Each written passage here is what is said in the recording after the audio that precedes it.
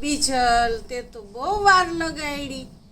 ચાય પણ ઠંડી થઈ જશે. શું કરે છે? કંઈ બનાવવા બેસી ગઈ કે શું પછી?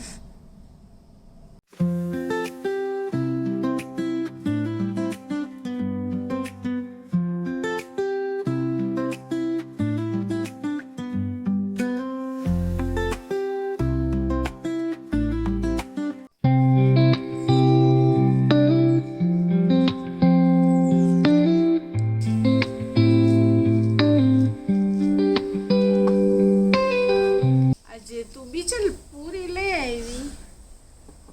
મને પૂરી ખાવાનું મન નથી આજે. તો હું તમે બીજું કંઈક લઈ આવી દઉં?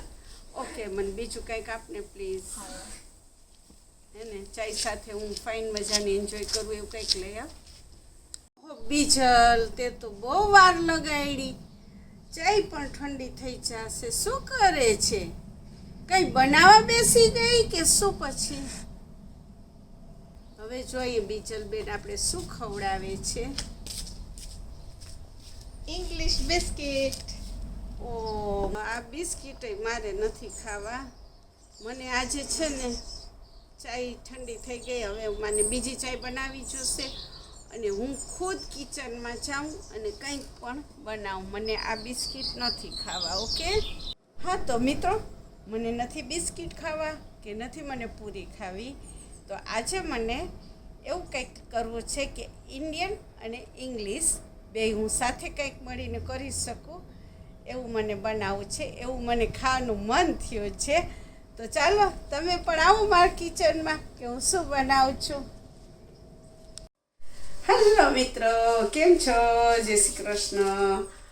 હમણાં ઘણા ટાઈમથી હું વિડીયોમાં નથી આવી તો આજે હું થોડી નર્વસ છું. પણ આજ મારે નાનો એવો વિડીયો બનાવવાનો છે. તો ટી સાથે આપણે બપોર પછી ટી આપણે પીએ તો કંઈક જોતું હોય છે અને એમાંય ખાસ કરીને બિસ્કિટ જોતા હોય છે.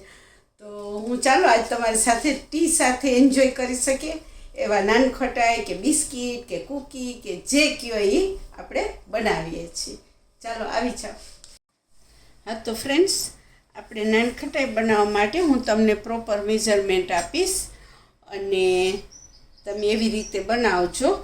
અને આ મેં લીધું છે મેંદો, પ્લેન ફ્લાવર 1 કચોરો. તમે કોઈ પણ તમારી પાસે માપમાં વાટકો સ્ટીલનો કચોરો કોઈ પણ લઈ શકો છો. તો ઓછામાં ઓછું આ હશે 200 ગ્રામ મેંદો અને માપ પ્રમાણે 1 કચોરો છે. અને એમાં મેં લીધું છે 3 ચમચી છે. મેં ચણાનો લોટ લીધો છે અને 3 ચમચી સેમોલિના છે. સોજી એટલે તમારી પાસે જાડી સોજી હોય તો તમે એને મિક્સરમાં જરાક ઝીણી કરી નાખવાની, કેમ કે જાડી બહુ નથી સારી રહેતી નાનખટાઈ બનાવવા માટે, કૂકી બનાવવા માટે. તો મારી પાસે ઓલરેડી ઝીણી હતી તો મેં એ પણ 3 ચમચી લીધી છે. હવે આપણે આને બધાને મિક્સ કરી અને એક બાજુ રાખી દઈએ. અને ફ્રેન્ડ્સ, જેમ મેં તમને બતાવ્યું એ પ્રમાણે મેં માપમાં આ કચોરો આખો પ્રોપર નથી. મેં દળેલી ખાંડ લીધી છે કેમ કે મારી પાસે ખાંડ હતી સુગર પણ દળેલી નહોતી એટલે મેં આને મિક્સરમાં દળી નાખી છે. અને તમારા ઘરમાં જો મીઠું વધારે ખવાતું હોય ગળ્યું તો તમે થોડીક વધારે નાખી શકો છો. અને નાનખટાઈ છે તો આપણે સાવ મોરી પણ ન ભાવે. અને એ પ્રમાણે મેં કચોરો 1 ઘી લીધું છે. આવી રીતે તમે બટર પણ લઈ શકો અને ઘી પણ લઈ શકો. તો ખાંડ ને ઘીને આપણે હવે મિક્સ કરીએ. પછી આવી રીતે આપણે એકદમ હલાવી નાખવાનું. ઓછામાં ઓછું આપણે 10 મિનિટ જેવું કે 7 મિનિટ જેવું તો ચલાવવું જ પડશે. અને મિત્રો, આ આપણે ઇન્ડિયન બિસ્કિટ કહીએ કે નાનખટાઈ કહીએ કે કૂકી કહીએ, કેમ કે આમાં આપણે ઘીનો ઉપયોગ કરીએ છીએ અને આ એકદમ રીચ બિસ્કિટ કહેવાય છે. તમે જોઈ શકો છો કે મેં આવી રીતે હલાવી લીધું છે. ખાંડ એકદમ બધી મિક્સ થઈ ગઈ છે. દળેલી ખાંડ છે એટલે બહુ હલાવવાની જરૂર ના પડે. બાકી તમે ઓલી ખાંડ નાખશો તો તમારી નાનખટાઈ કે બિસ્કિટમાં જરાક અવાજ આવે, ચાવવી પડે એટલે પ્રોપર ના થાય. હવે આપણે આ લોટ નાખી દીધો છે.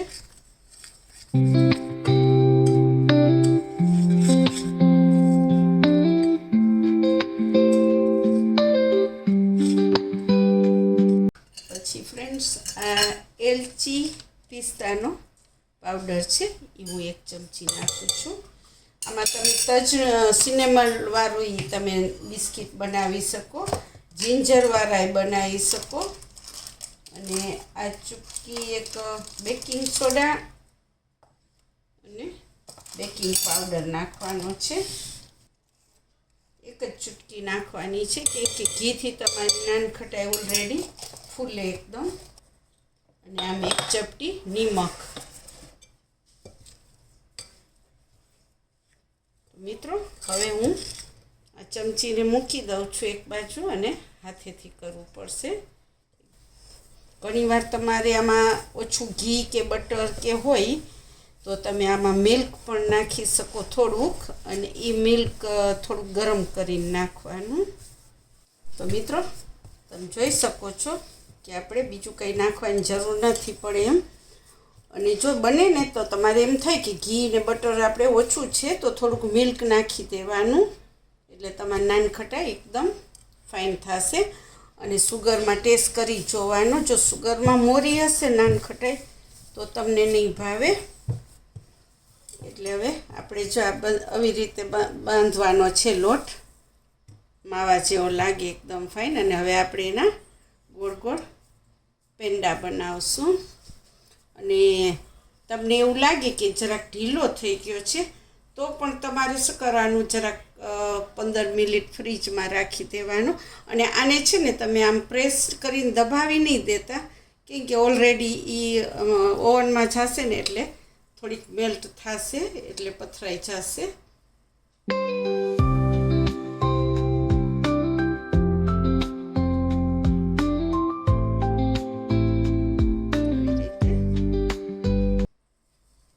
આપણે બધી કરી લેશું.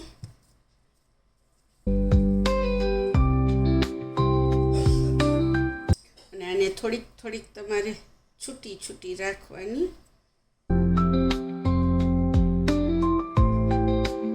બહુ બાજુ નહીં રાખવાની.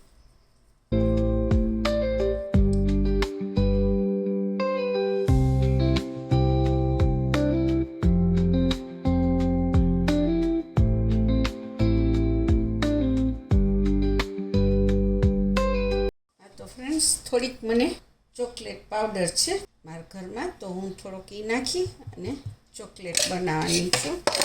ચોકલેટ નાનખટાઈ છોકરાઓને બધી ડિફરન્ટ ભાવતી હોય છે.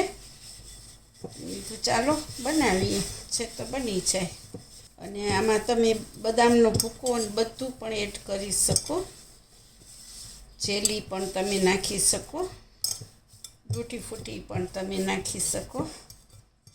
બધાની જેની ચોઈસ હોય પ્રમાણે તમે બનાવી શકો. તો હવે આપણે બનાવશું ચોકલેટ.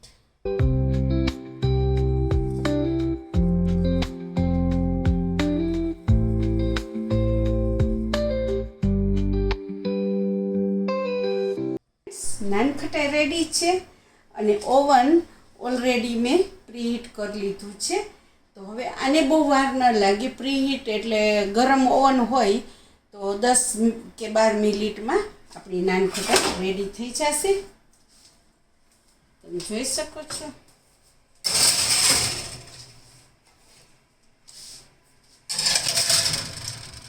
અને અત્યારે આપણે પાછું એને 180 ઉપર રાખી દેવાના.